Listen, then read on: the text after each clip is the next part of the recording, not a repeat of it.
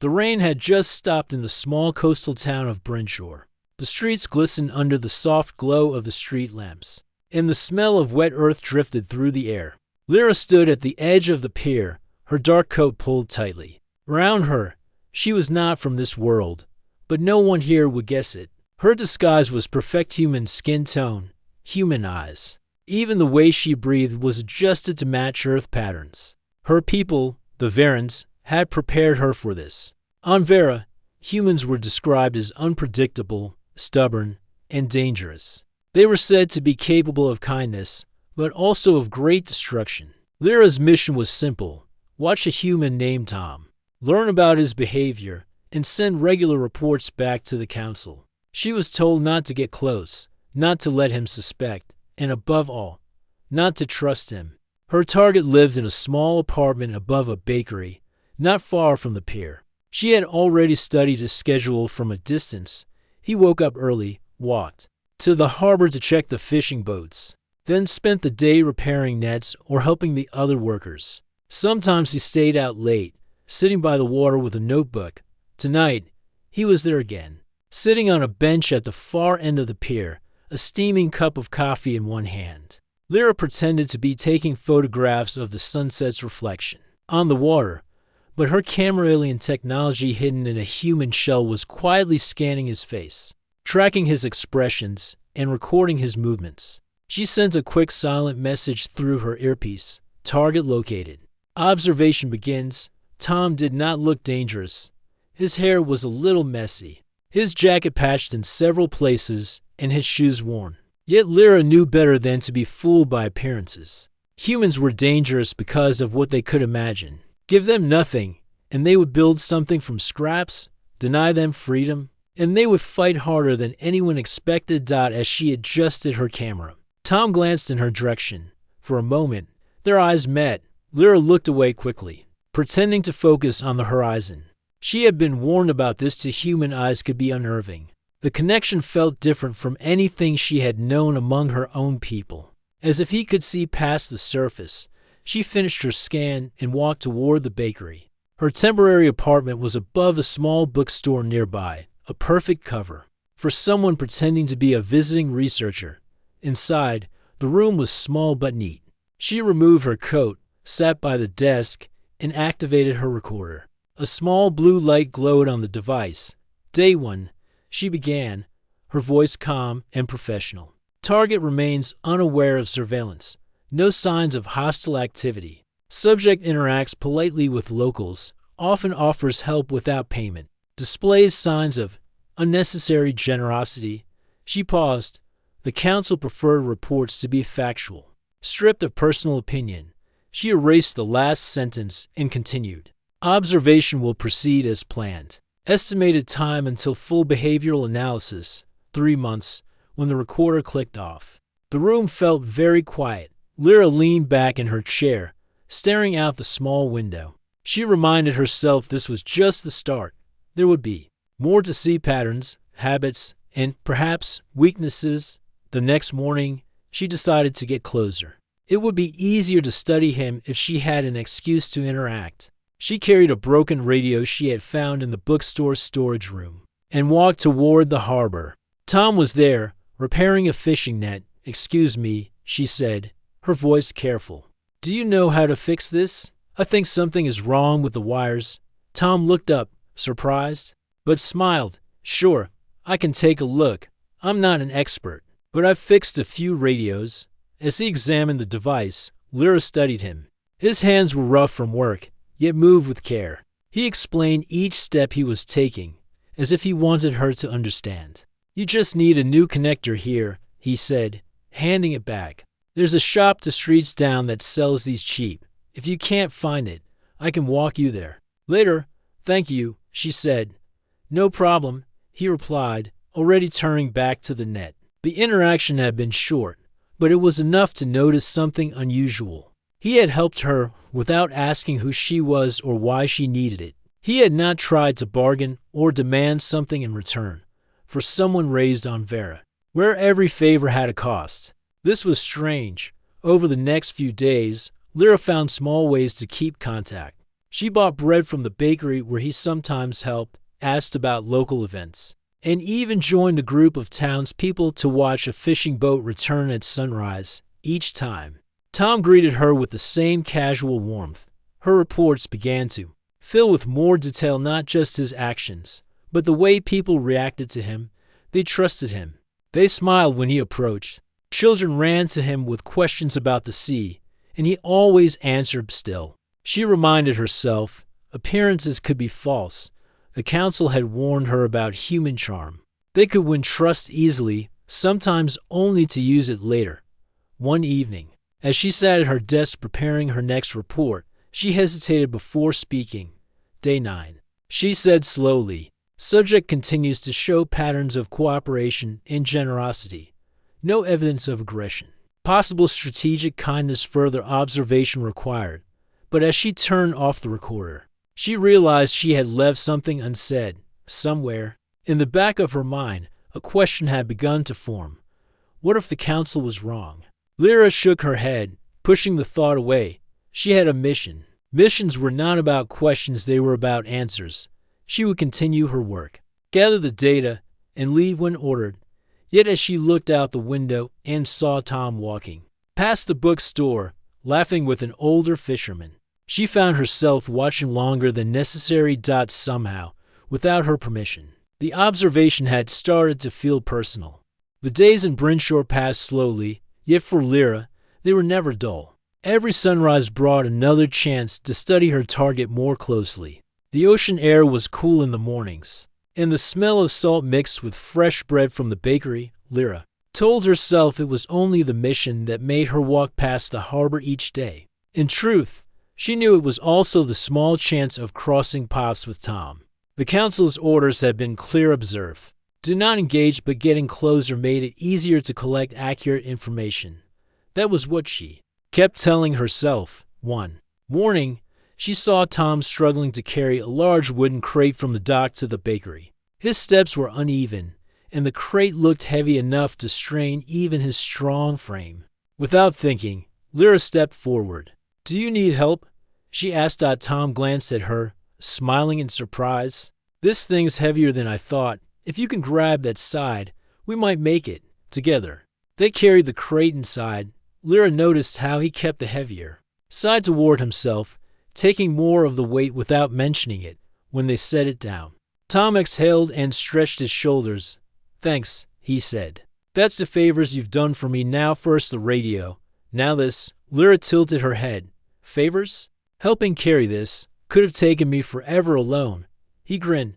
Round here, we keep count of good deeds. Helps balance things out. Lyra stored that detail away. On Vera, kindness was often recorded in trade agreements or political alliances, never in casual talk about good deeds. As they spoke, the bakery owner came over with a tray of warm rolls. For both of you, she said, fresh out of the oven. Tom took one and handed the other to Lyra. Best breakfast in town, he said. The bread was soft and sweet, nothing like the nutrient ration she was used to. Lyra had to stop herself from finishing it too quickly. After that morning, Tom seemed more open around her. Sometimes he would wave her over when he saw her nearby. Other times, they ended up walking the same path through the market. Lyra found herself asking questions about the town, pretending it was for her research notes. One afternoon, they sat on the pier, legs dangling above the water. Tom was mending a fishing net again, his fingers moving with practiced speed. You always fix these nets, Lyra observed. Someone has to, Tom replied. The sea takes what it wants. We patch up the rest. You could just get new nets, Lyra said, testing his reaction. Tom shook his head. New things cost money, and old things, well, they have stories. Every tear in this net is a day at sea. I like fixing them. Lyra studied him quietly. Varen's valued efficiency replaced what was broken. Don't waste time repairing it. Yet here was a human who found meaning in restoring something instead of discarding it. Her earpiece buzzed softly that night. A voice from Vera came through, cold and distant. Report. Operative. Any sign of hostility? None, Lyra replied. Subject remains cooperative with his community. Behavior is consistent. Consistent how? The voice pressed. Lyra hesitated before answering. Generous, predictable and daily routine. Often helps others without being asked. There was a short pause. Continue observation. Avoid unnecessary contact. She turned off the earpiece. The word unnecessary lingered in her mind. If helping carry a crate or asking about fishing nets was unnecessary, why did it feel important? The following week, she saw Tom at the market, standing at a stall selling old books. He held one in his hands, flipping through the pages with care. "You like reading?" she asked. He smiled. "Stories are like nets, in a way. They catch memories." He handed the book to her. "This one's about explorers sailing into the unknown. I think you'd like it." Lyra took the book, feeling its worn cover. "Why do you think I'd like it?" Tom shrugged. "You ask a lot of questions about this place. Makes me think you've got a curious mind." That evening, she read the book in her small apartment. It told of humans who set out across oceans, not knowing if they'd return. It reminded her of her own journey sent across the stars to study someone she was told to fear. Her next report to the council was harder to write. The facts were still there: Tom's daily movements, his interactions, his habits, but she found herself leaving out small details. She didn't mention the book. She didn't mention how the bread had tasted warm in her hands. One night, while walking back from the pier, Lyra noticed a storm approaching. The sky turned dark quickly, and the wind carried the smell of rain. She saw Tom securing a boat, his jacket whipping in the wind. "You should get inside," she called. "Not until this is tied down." He replied, "Storms here can tear a boat loose in minutes." Without a second thought, Lyra stepped onto the dock and helped him fasten the ropes. The rain began to pour, soaking them both. When the last knot was secure, they ran for cover under a small awning by the pier. Water dripped from Tom's hair, but he was smiling. "Now that's teamwork," he said. Lyra realized she was smiling too. When she got home, she didn't record a report. She sat by the window, listening to the rain, and thought about the way Tom had said teamwork as if they had been partners for years, instead of strangers from different worlds. The council had told her to avoid getting close, but closeness, she was beginning to see, was not always a choice. Sometimes it just happened.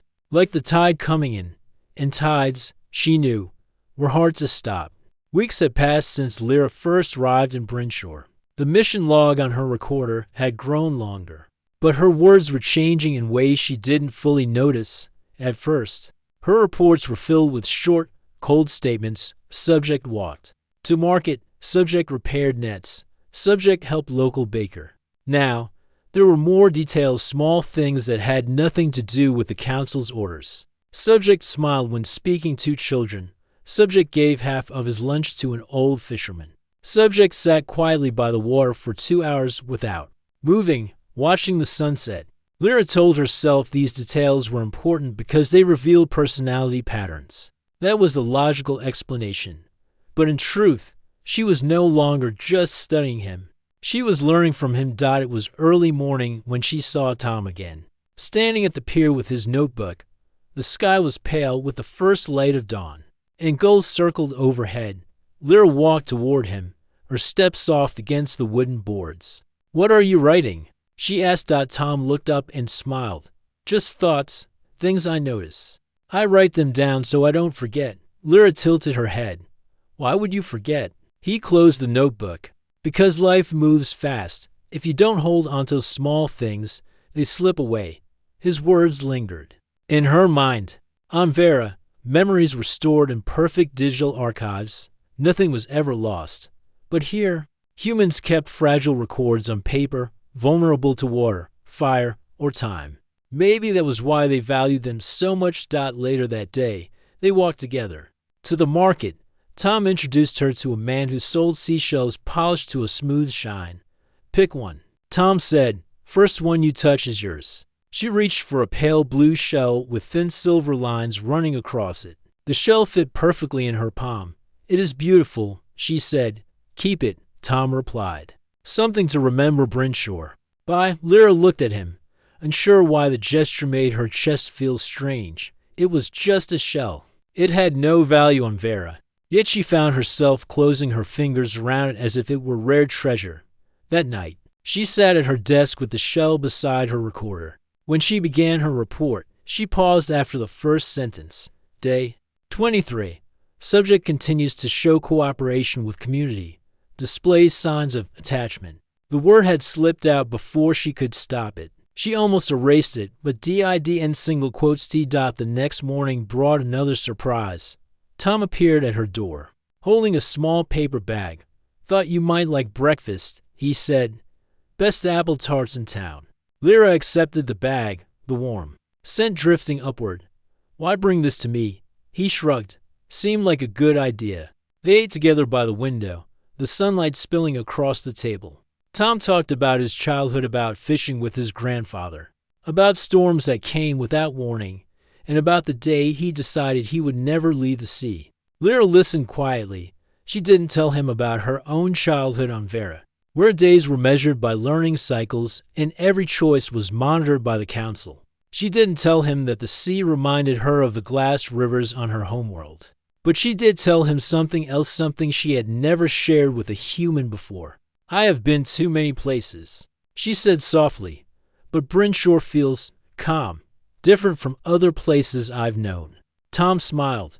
That's the sea. It changes you. Their conversations grew longer after that. Sometimes they talked about the town, sometimes about dreams. Tom spoke of building a small boat for himself one day, one that could carry him far beyond the harbor. Lyra found herself wondering what it would be like to see Earth's oceans the way humans did. Not as resources or obstacles, but as endless paths. Her earpiece buzzed again that night. Operative Lyra, your tone has shifted, the council voice said. Your report suggests admiration for the subject. This is not the purpose of the mission. I am only recording observations, she replied. Be cautious, the voice warned. Do not allow emotional influence to distort your work. When the signal cut out, Lyra sat in silence. She knew they were right about one thing: her work was changing. But she couldn't tell if that was a mistake or a discovery. A few days later, Lyra found Tom repairing a lantern on the pier. Storm's coming, he told her. If the lights go out, we'll need these working. She stood beside him, holding the pieces he needed. You prepare for things you cannot control, she observed. That's life. Tom said, you can't stop the storm, but you can make sure you're ready for it. The words struck her deeply. On Vera, storms literal or political were controlled before they began.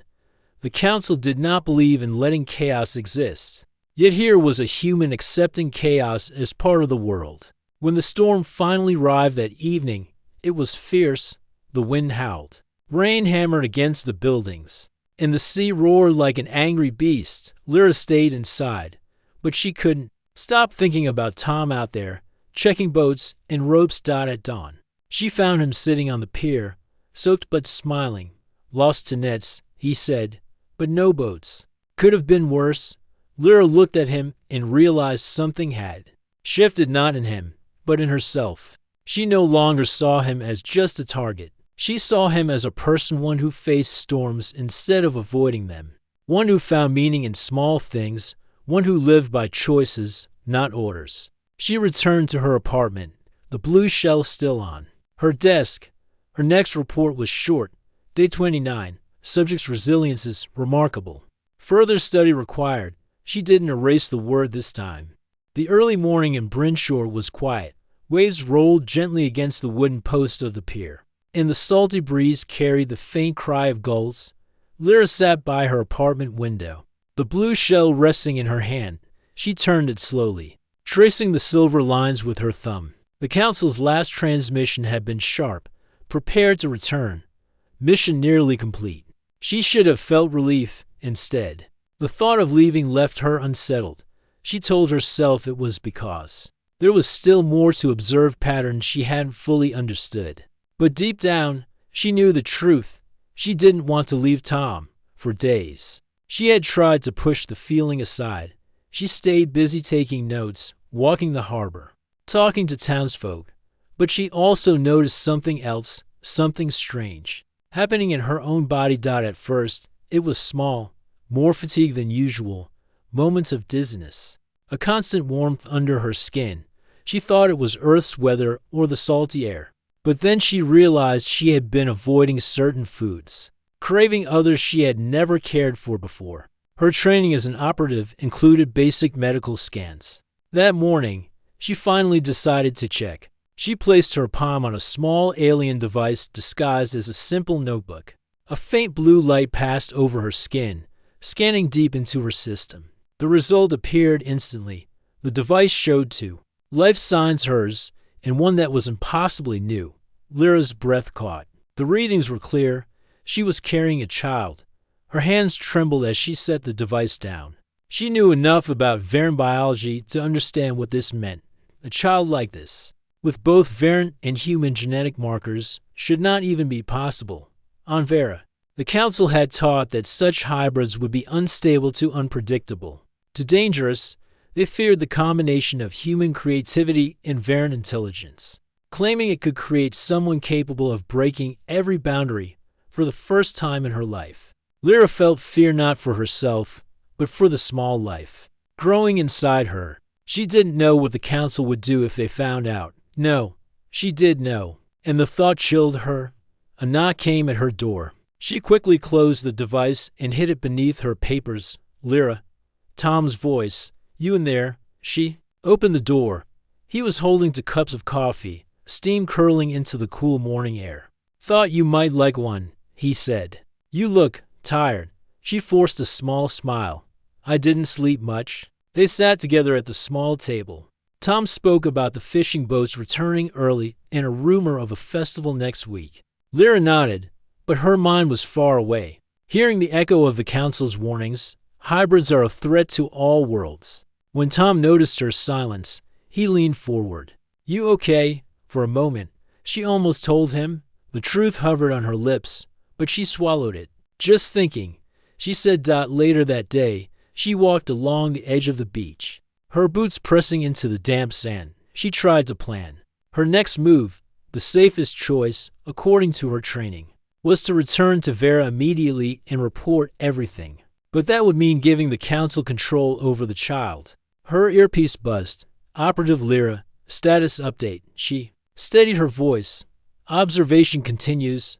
No significant changes. There was a pause, then the cold reply. Return orders will follow soon. Be ready. She didn't answer. Instead, she switched the earpiece off. That night, the dreams came.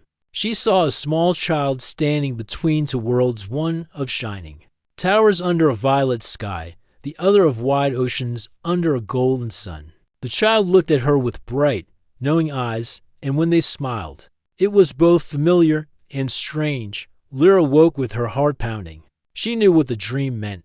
This child was not just a secret, it was a bridge. And bridges could unite or be destroyed. The next morning, she found Tom repairing a small boat at the pier. She watched him for a moment before stepping closer.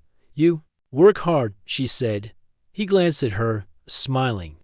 Boats won't fix themselves. She hesitated, then asked, if you had to choose between staying where it's safe and going somewhere dangerous for something you believed in, what would you do? Tom didn't answer right away. He kept working, tightening a rope, then said, I go. Safety is just a word.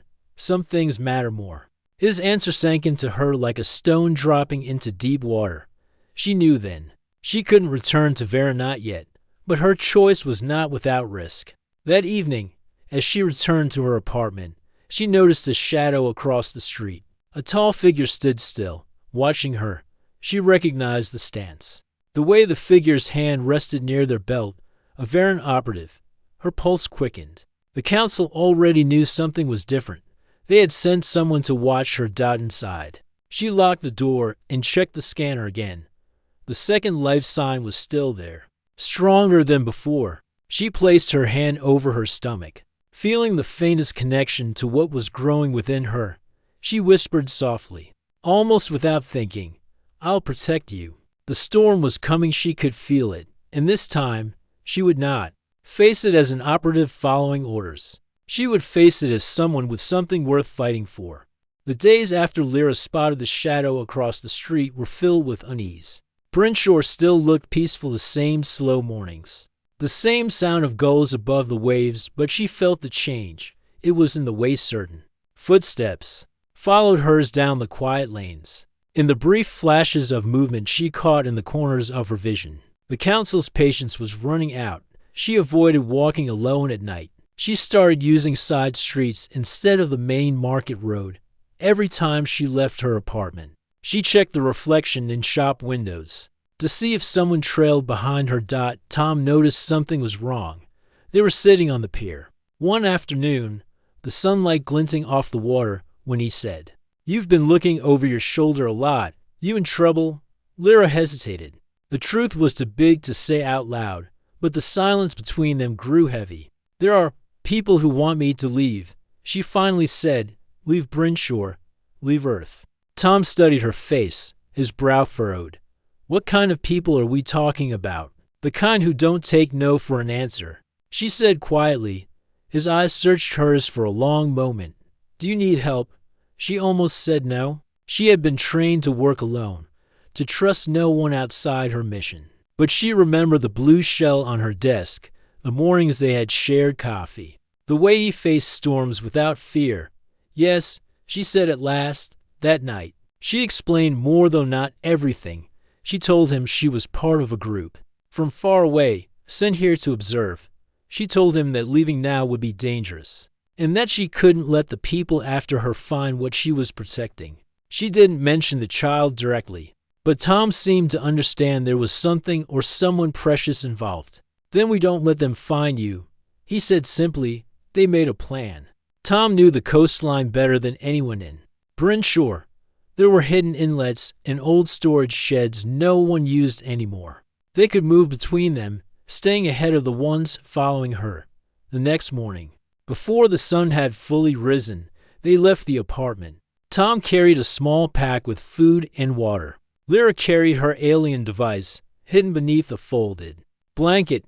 The streets were empty, but she felt the eyes on them. By midday, they reached the first hiding place, an old boathouse near the edge of a rocky cliff. The windows were dusty, the air smelled of salt and wood, but it was safe for now. Tom stepped outside to keep watch while Lyra scanned the area. Her device picked up the faint Varen energy signatures in town.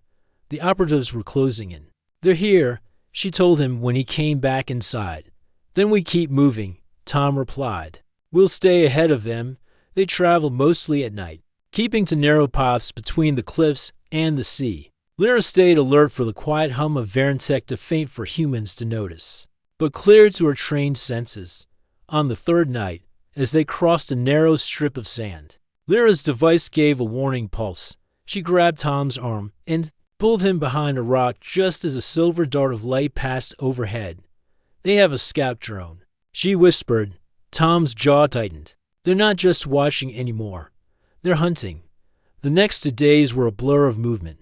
The operatives seemed to know the general direction they were heading, but Tom's knowledge of the coast kept them just out of reach. They stayed in abandoned fishing huts, sometimes sleeping only for an hour before moving again. Despite the exhaustion, Lyra noticed something strange. Tom never complained. Not once. He carried more weight when she grew tired, walked ahead when the path was dangerous, and never questioned the risk he was taking. One evening, as they rested in a cave hidden behind a waterfall, Tom spoke over the roar of the water. "Who are these people really? You've told me just enough to know they're dangerous, but not enough to understand why they want you so badly." Lyra looked at the cave floor, tracing a line in the wet sand with her finger. "Because I have something they fear, something they believe should not exist." Tom didn't push for more details. He just said, "Then we make sure they don't." Get it? That night, as Lyra tried to sleep, she thought about the council agents. She could almost hear their voices, calm, sharp, certain. They would call her reckless. They would say she was betraying her mission.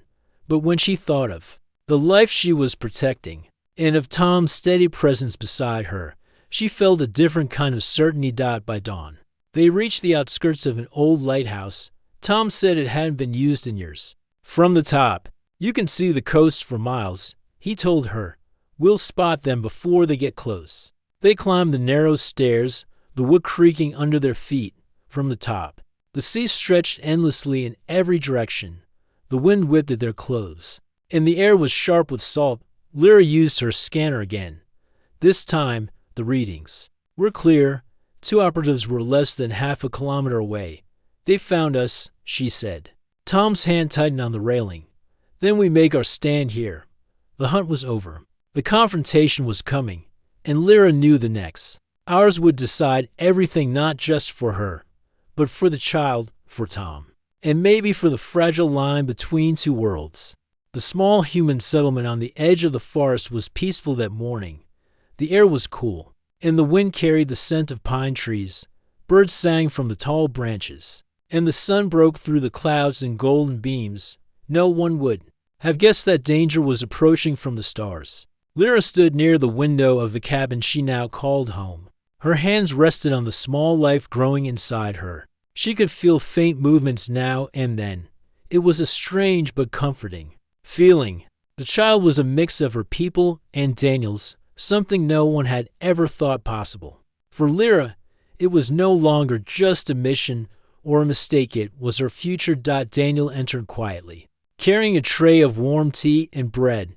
His smile was calm, but Lyra could see worry in his eyes.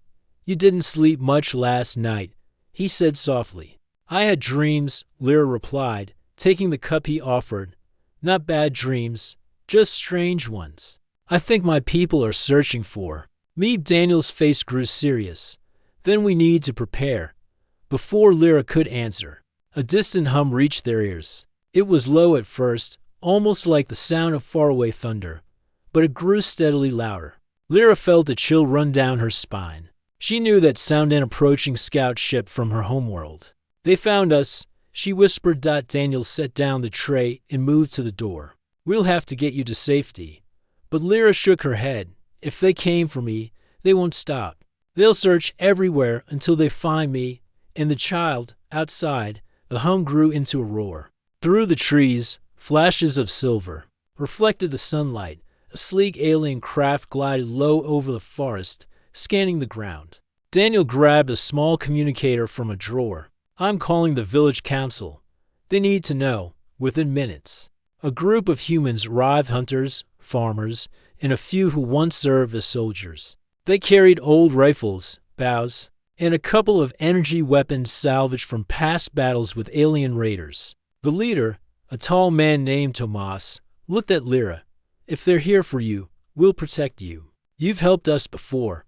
Now it's our turn." Lyra's chest tightened. She didn't want humans fighting her people, but she also knew that her people feared what she carried. The child was a symbol of unity, something that could end centuries of mistrust between species. But to the rulers of her world, it was a threat.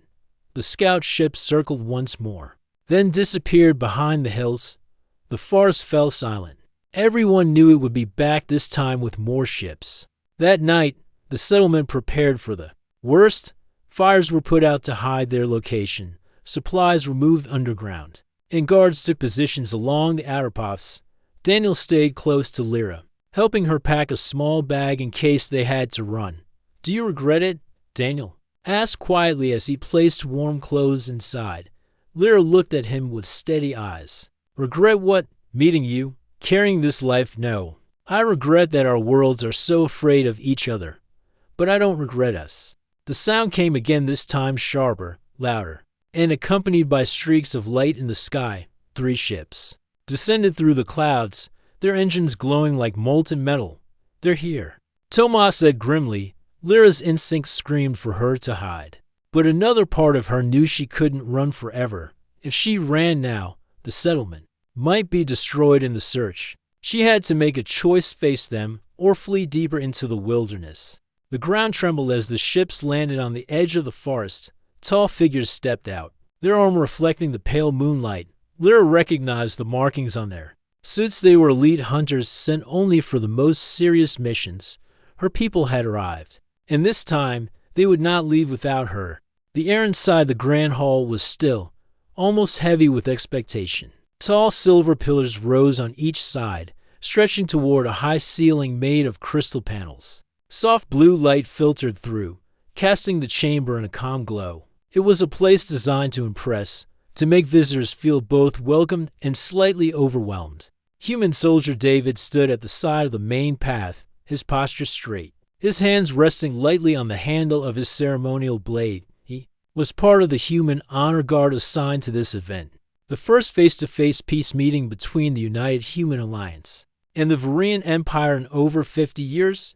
David had been in battle before. He had seen smoke-filled skies, heard the roar of engines, and felt the ground shake under bombardments. Today was different. There were no explosions here, no shouting, no chaos, yet he still felt a different kind of tension in his chest. This was history in the making, and he was standing in the middle of it. At the far end of the hall, the doors opened with a slow, deliberate motion. From the corridor beyond, a small procession entered. At the front walked Varian guards, tall and thin, wearing silver armor that shimmered as they moved. Behind them came advisors in flowing robes. And at the center, walking with unhurried steps, was Princess Nara of Varia. She was taller than most humans, her form graceful and almost ethereal. Her skin had a faint golden hue, and her eyes were a deep shade of green that seemed to catch the light in a strange way.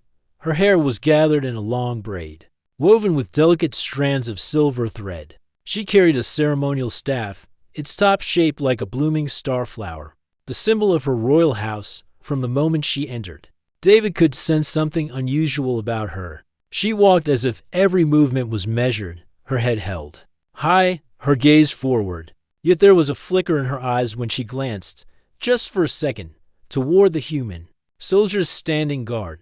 She had been told many things about humans, that they were clever, but quick to anger, that they were resourceful, but unpredictable, that they were strong, but dangerous, and now, here she was, standing only a few meters away from one.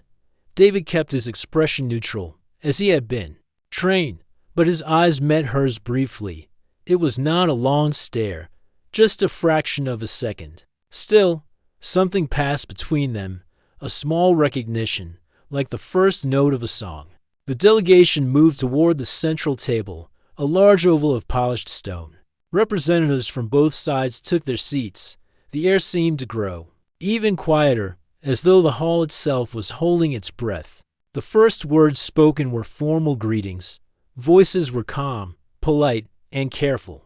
Each side knew the importance of what was happening here.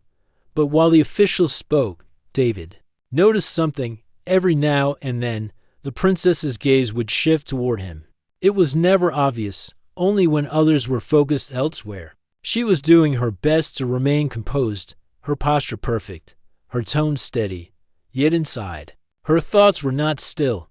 She could feel a faint, quick rhythm in her heartbeat, one that had nothing to do with fear of the meeting's outcome. There was something about the presence of that human soldier, the way he stood so still, his eyes sharp but not unkind, that unsettled her calm. David, for his part, tried not to think too much about it. He had a job to do: stand guard, remain alert, protect the delegates if needed. But in the corner of his mind, he found himself wondering why the alien princess's eyes seemed to linger on him. Was it curiosity, distrust, or something else entirely? The talks continued.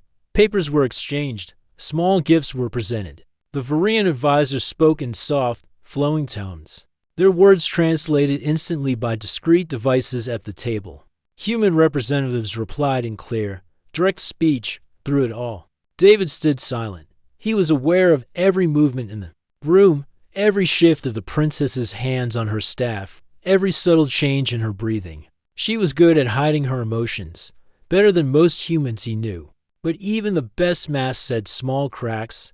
Nara could feel his gaze too, though he was careful not to make it obvious. She told herself it was only natural to be cautious around a human soldier. She told herself the tightening in her chest was just the weight of the political moment. But deep down, she knew those explanations were incomplete. When the first break in the talks was called, the delegates stood and began moving toward a side area for refreshments. David remained at his post. The princess passed near him, her steps quiet on the polished floor. She didn't look directly at him this time, at least not in a way that anyone else would notice, but her eyes shifted just slightly in his direction for a brief instant. Their gazes met again. It was not a smile, not even a nod, just a moment of silent acknowledgement between two people from worlds far apart. And in that quiet exchange, something unspoken began to form. Neither could name it yet, neither knew what it would mean. But it was there, subtle as the faint hum of the crystal lights above them, and it would grow, no matter how hard they tried to ignore it. The meeting resumed, but the air between them had changed.